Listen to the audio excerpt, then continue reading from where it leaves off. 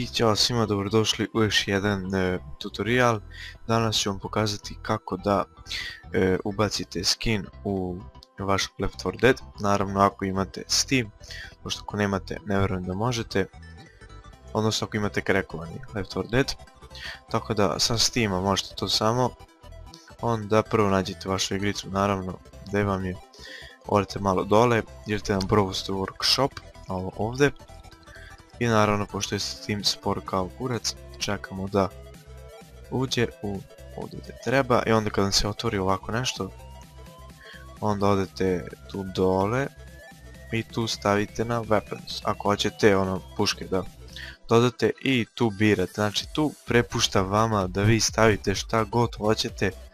Znači stvarno možete svakakve puške stavite. Tako da tu možete upisati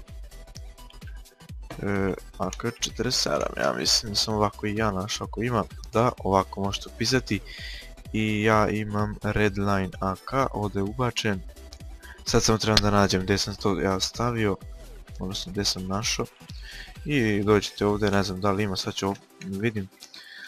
Redline, upišete i LK AK-47 Redline, uđete u to što hoćete.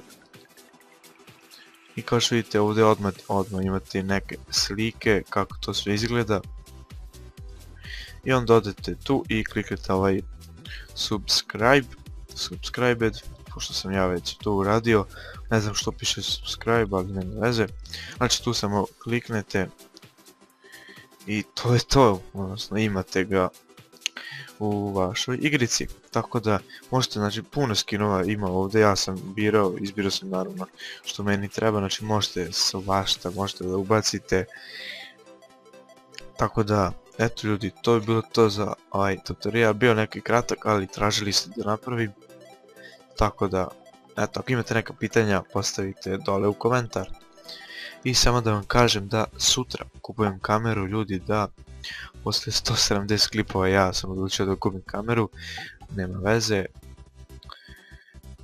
Tako da bit će sutra jedan klip da testiramo tu kameru, da vidimo kakva je. I bit će live uveče u 9 sati, tako da molim vas dođite, ako možete, ako nemate ništa, pozovite neke vaše drugove. Biće kod Insane HD. I tako da posjetite njegov kanal, ostavit ću ga u opisu. I eto ljudi, to bi bilo to, nadam se da sam vam pomogao. Ako hoćete dodajte me na Steam, evo ovdje je GamerX713, ili ako ne možete tako naći, pišite kompjuterski narkoman i nađite me. Pošto ja imam samo jedan Steam account, imam drugi, ali to ne da dajem. Tako da eto, to je to.